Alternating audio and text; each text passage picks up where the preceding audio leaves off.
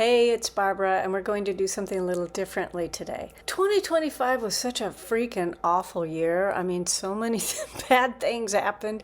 It's really easy to have a bad taste lingering in the mouth. And the news media want us to feel stressed, afraid, and divided. I used to work in news. I know this. They want that because they know our minds are more attuned to things that make us afraid. And when we're afraid, we'll watch their darn shows. And maybe it's easier to sell us crap we don't need. I don't know, just saying. But tons of good things actually happened in 2025, most of which you probably didn't even hear about. So what went right last year while our minds were doom scrolling? What's coming up is 10 wonderful things that happened, and hopefully that'll take some of that dark taste out of your mouth.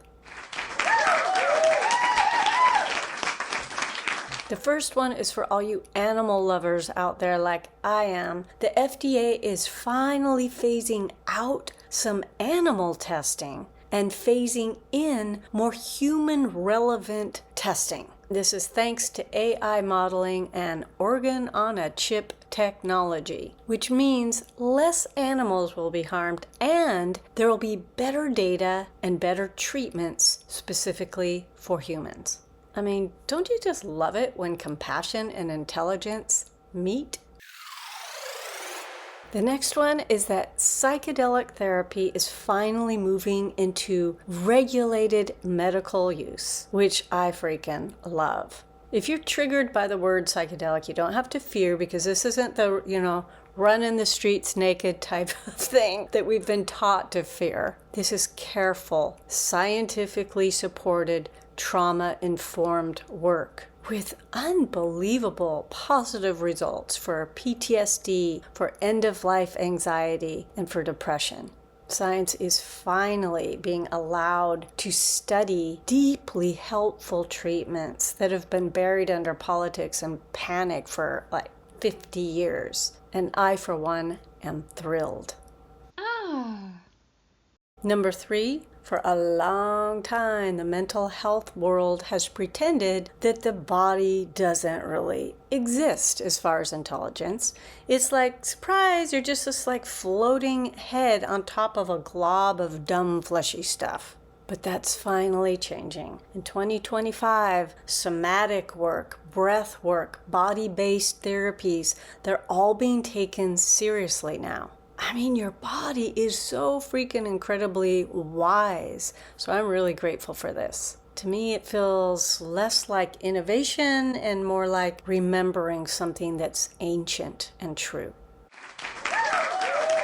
Some years ago, I went to the Galapagos Islands, and one of the most magical hours of my entire life was when I got to swim alone with 2 enormous sea tortoises. So it made me really happy that in 2025, green sea turtles were finally taken off the endangered species list.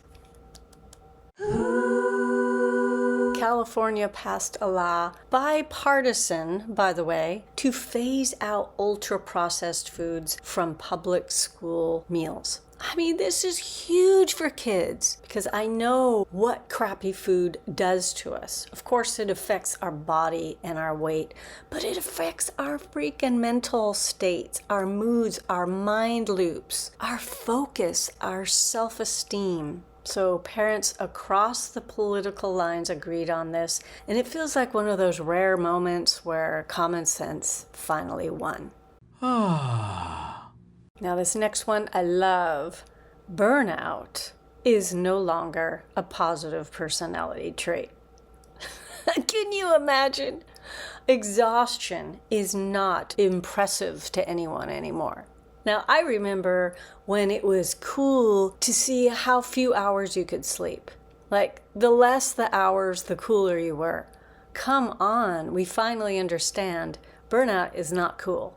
Instead, rest, boundaries, sustainability, these are becoming the traits of an intelligent person, not a weak person. And I personally am invested in this one because I bought into that burnout thing and I'm finally learning to take care of myself before I burn out. It's nice when society starts supporting taking care of oneself too.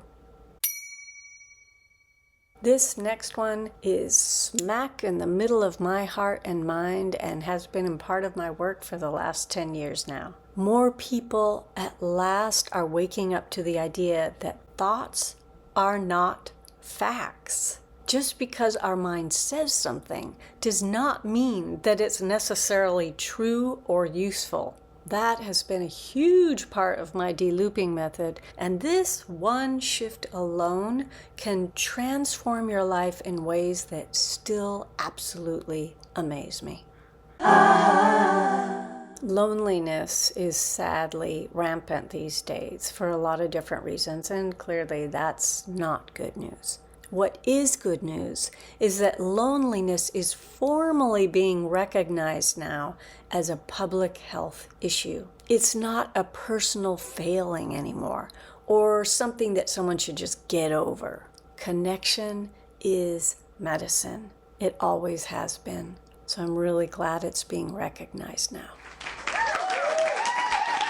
Despite all the crazy fear-based headlines, in 2025, independent research showed that crime is actually declining in tons of U.S. cities, including violent crime and homicide. In fact, in many of these cities, murders went down 15 to 17%.